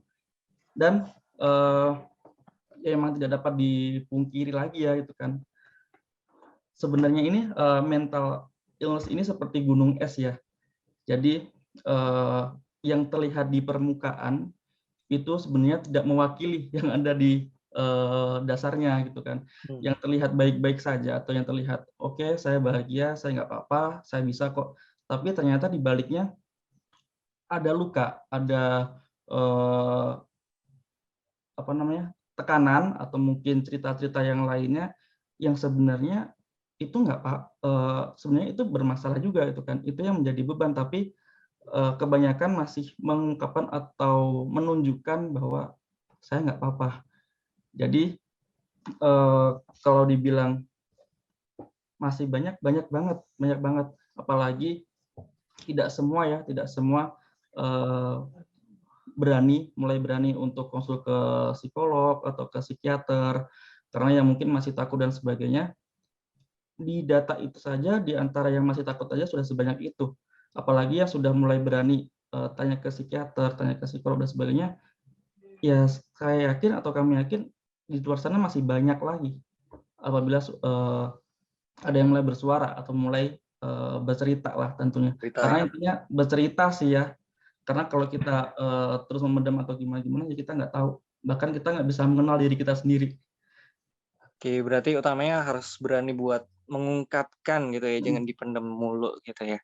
Ya. Oke, itu tadi pertanyaan untuk Kak Nanang dan teman-teman semuanya. Sebentar lagi kan kita harus ada game nih ya, yang ditunggu-tunggu nih ya buat para yang udah gabung di sini, ada game juga. Tapi ada satu pertanyaan terakhir itu tadi yang akan dijawab oleh Kak Bagus, dan mungkin teman-teman semuanya jangan khawatir yang belum sempat Dika bacain pertanyaannya, yang belum juga sempat tanya juga bisa menghubungi nanti Kak Bagus dan juga Kak Nana gitu kan ya. Bisa melalui DM ya, atau mungkin bisa ada nomornya Mas Nana juga. Oke, pertanyaan yang tadi yang harus dijawab sama Kak Bagus nih ya, tentang mental health itu kategori seseorang yang sudah masuk mental health itu apa sih Kak gitu, supaya kita bisa aware sama yang namanya mental health.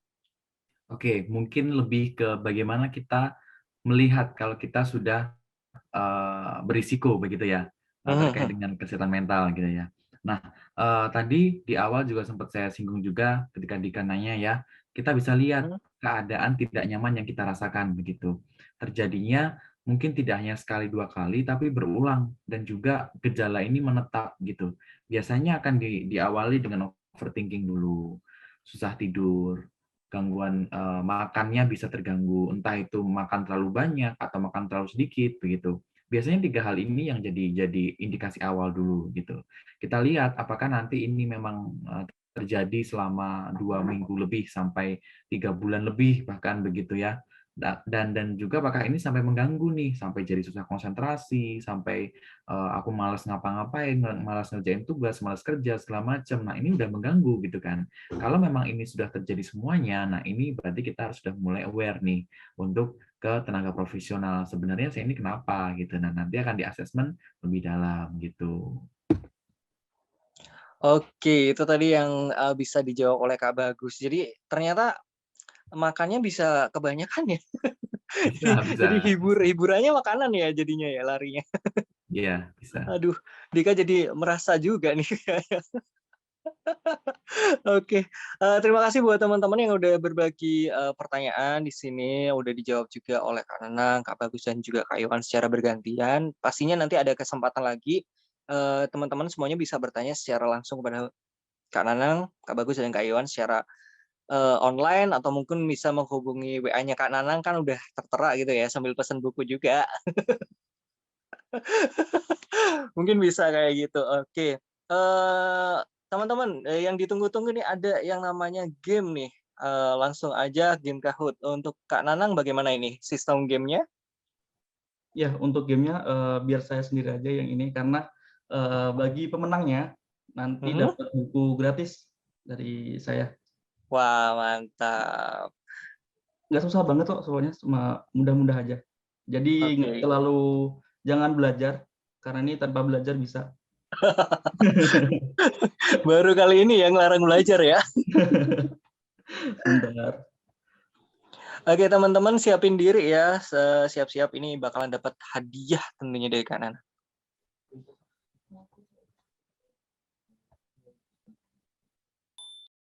Ya, silakan di ketik ya teman-teman di masing-masing, silakan diketik kalu.it, kemudian dimasukkan PIN-nya atau PIN-nya 5609048 dan masuk AN juga sudah masuk juga.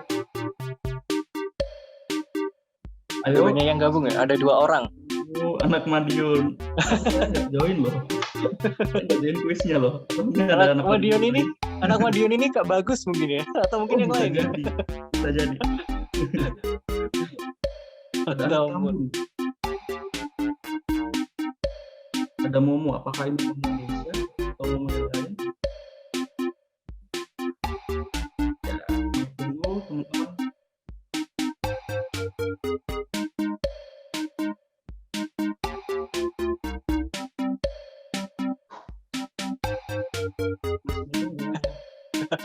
Ayo, baiklah. Ayu. Ya, ini Di IT ya, langsung masukkan di PIN-nya 5609048. Mama, nanti bentar lagi anak 8. Ini kenapa namanya lucu-lucu sekali ya teman-teman ya. Ntar Kak Nanang jadi bingung nih ya, ini anak mama siapa? Ini aku kirim kemana ini? Betul. Bahkan bisa jadi saya kirim ke saya sendiri karena saya juga anak mama. Bener-bener. Makan yuk, ayo.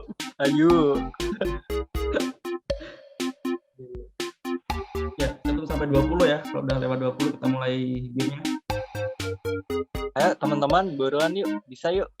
20 orang peserta. Totalnya 37 nih. Baru 18 yang bergabung. Atau mungkin perlu kita Kak Dika yang melengkapi 20? Enggak ada kesempatan buat teman-teman yang lain aja. Baik, atau cukup sampai 18 saja. Oke. Mulai Mas, mulai biar saingan saya berkurang. Oh siap, baiklah. Sangat ambisius ya Kak ya. Oh ada nih 19 nih udah. Oke, siap. Satu lagi. Yuk. Satu lagi. Biar Kak Yohan pengennya lebih banyak. Buku gratis. Yang pastinya teman-teman penasaran kan dengan isinya buku itu.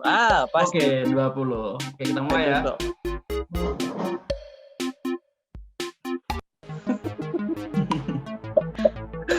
Ya, silakan. Wow. Makanya nggak perlu belajar.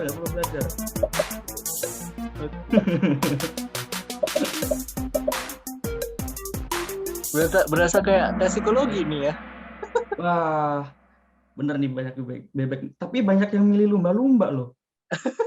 Padahal ikan paus, lumba-lumba sama paus itu ini menyelam bukan renang. Renang itu bebek. Baik. Oke. Kita lihat nih. Oke, posisi pertama ada Bimo. Saya Petrikor, makan yuk, ayo. Ada An, apakah An ini Kak Yohan atau Kak yang lain? Oke, kita lanjut pertanyaan yang kedua. Siapa penulis buku 1000 Arah Lalui Luka? Wah, cepet nih. Wah. Ini nulis atau ngetik nih? Mas, boleh print nggak Mas? Kalau di logika sih kayak gitu, nulis apa ngetik. Waduh, yang benar nggak ada yang benar loh. Jadi yang benar itu Nanang dan Survivor Jiwa gitu kan, karena nggak cuma saya yang menulis, tapi banyak kontribusi yang lain dari teman-teman dari para survivor. Oke, makanya beli bukunya ntar biar langsung dapat, biar lihat covernya langsung gitu kan. Iya benar. Jadi bukan hanya Mas Nanang aja, tapi juga banyak ya. Betul. Oke, lanjut lagi. Ini siapa nih yang akan? Oke, lanjut. Bimo nih jago nih ya. Kayaknya udah ahli nih. Nah ini cuaca mendung. Ada 5 orang tapi hanya ada 1 payung. Bagaimana supaya nggak kehujanan?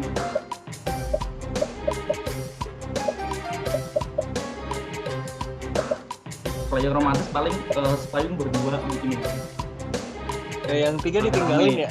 Ya. Tetap lanjut jalan karena masih mendung saudara-saudara. Belum hujan. Karena masih mendung. Kenapa rebutan payung? Oke, kita lanjut. Oke. Wah, Bimo tergeser. Ada Petrisor di sana. Oke, kita lanjut lagi. Pertanyaan keempat.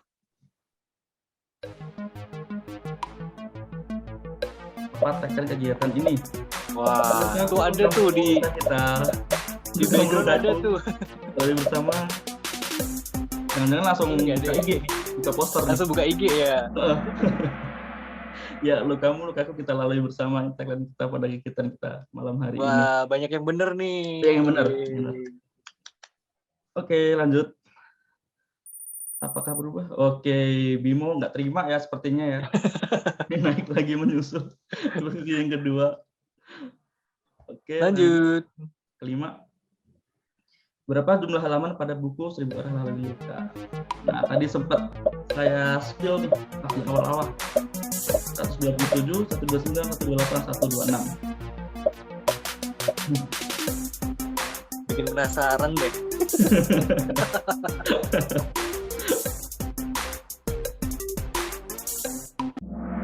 Ya, 128. Oke, ini 9 orang nyimak dari awal sepertinya. Wah, mantap sekali. Terima kasih. Keren. Pertanyaan terakhir ya ini ya? Ya, terakhir nih. Terakhir nih, bisa. Waduh. Ya. Dia sangat ambisius. Bimo posisi kedua. Iya, naik bertahan nih. Nih Bimo. Keren. Oke. Terakhir. Pertanyaan terakhir. Di bawah ini adalah jenis-jenis gangguan kesehatan mental kecuali depresi, bipolar, PTSD atau PTSD. Gimana? Tadi Kak Bagus juga udah sempat bahas, karena juga Kayuan juga tadi spill dikit. Nah, betul PTSP. Karena PTSP itu adalah pelayanan terpadu satu pintu, teman-teman. Jadi bukan termasuk jenis-jenis gangguan kesehatan mental. Berarti mereka rajin banget nih ke pelayanan. Oke, keren-keren semuanya. Maksudnya Kak Dika yang berat dapat buku gratis nih 3 orang teratas atau top 3 by Mo, AN, sama Makami. Silakan di screenshot, nanti dikirimkan ke WA saya yang ada di poster. Nanti kita bisa tektokan buat ngirim bukunya ya. Gitu. Tapi buat teman-teman yang lain, ya mohon maaf lah ya, kurang ini lagi. Kurang gercep. Iya, kurang gercep lagi. Oke, ya terima kasih Kak Dika. Oke, sama-sama Kak Nanang. Wah, keren banget nih ada kuis-kuisnya gitu ya. Dan selamat buat yang udah dapat buku gratisnya. Ditunggu aja buat teman-teman juga nggak usah hilang kesempatan ya. Pastinya ada momen di mana nanti akan dapat dari Kak Nanang. Entah nanti bagaimana komunikasinya dengan Kak Nanang nanti. Gimana Kak Nanang emang kalau dapat buku selain dari gratisan kayak gini? Ya, kalau untuk ini silakan chat aja yang ada di gitu ya. Di poster. Langsung chat di nomornya Kak Nanang yang ada di poster ya. Ya, karena belum punya manajer ya, belum punya marketing juga, jadi langsung saya sendiri. Oh siap gitu. Belum ya, berarti menuju dapat manajer nih ya. Siap-siap nih ya. Oke teman-teman semuanya, selamat buat yang udah berhak mendapatkan hadiah buku gratisnya Kak Nanang, dan yang udah gabungan dari sini juga udah. Oh ini ada yang minta nih, ada yang giveaway Kak, gitu. Masuk nggak Mas Nanang? Tunggu tema mainnya. Tunggu ya. Oke, sip. Buat teman-teman semuanya, kita berada di detik-detik perpisahan kita saat ini ya. Tapi sebelum kita habis seneng-seneng kita langsung pisah enggak nih?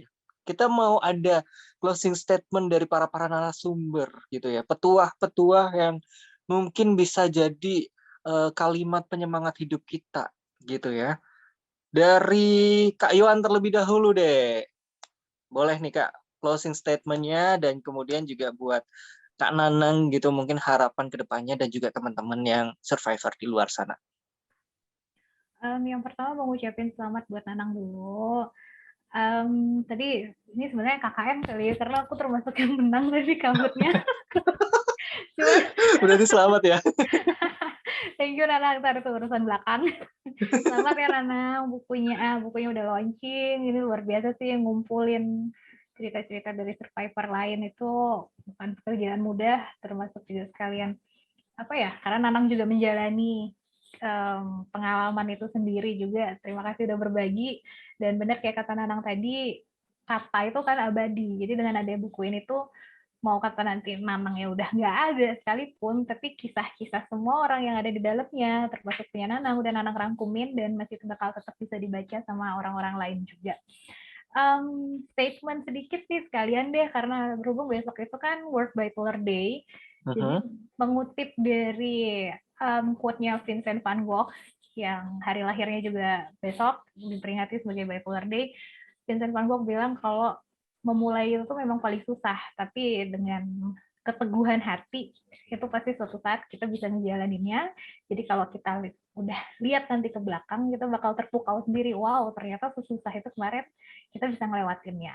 Jadi jangan patah semangat.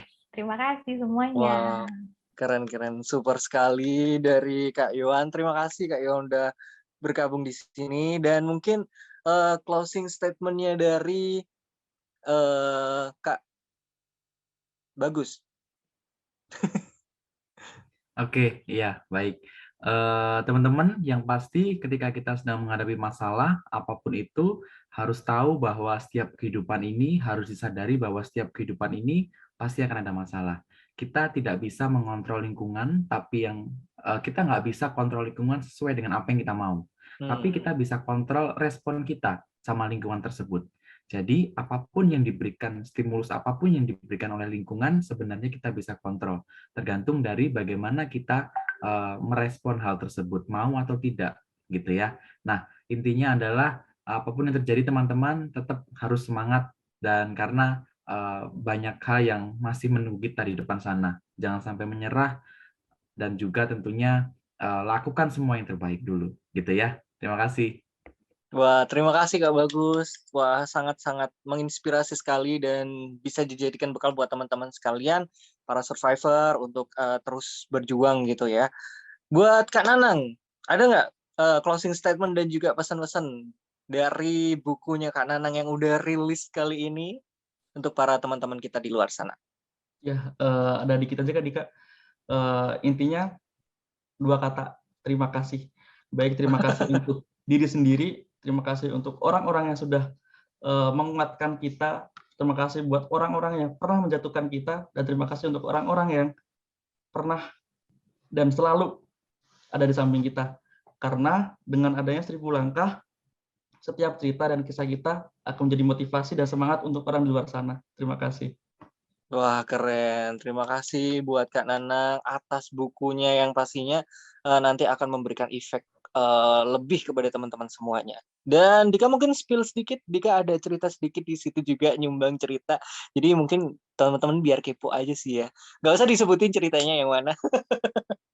Oke, terima kasih buat teman-teman semuanya. Terima kasih buat yang udah bergabung juga. Terima kasih buat Kak Bagus yang sudah menyempatkan waktunya di antara kesibukannya untuk hadir dalam launching dan juga talk show barengan sama Mas Nanang untuk bukunya 1000 Arah Lalu Luka. Terima kasih Kak Bagus.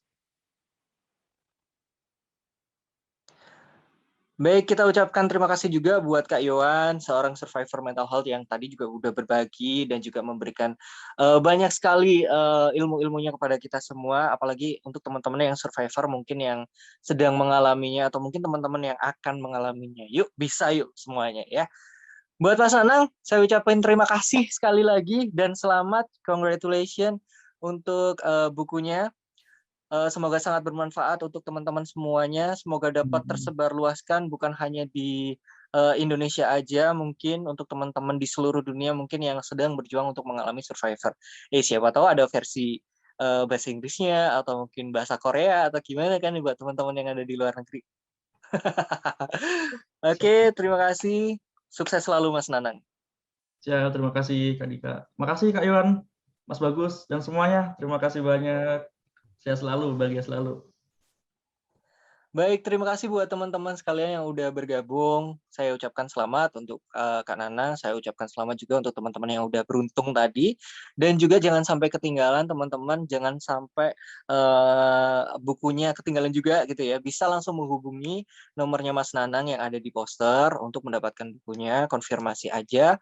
Dan kemudian saya ucapkan mohon maaf jika ada salah-salah kata selama beberapa jam ini untuk memberikan acara atau melaunching buku bersama dengan teman-teman semuanya, 1000 Arah Lalu Luka, supaya kita semua luka-luka yang ada di dalam segera bisa terobati dan kita bisa melalui semuanya dengan bersama dan dengan baik-baik aja.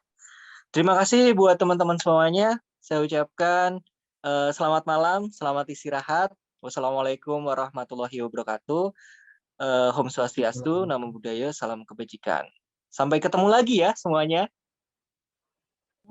See you. Terima Bye, kasih. terima kasih. Terima kasih Kak Iwan, Sami-sami. Kak Bagus, Terima kasih Dika, teman-teman semuanya. luar biasa semuanya. Super banget nih pokoknya.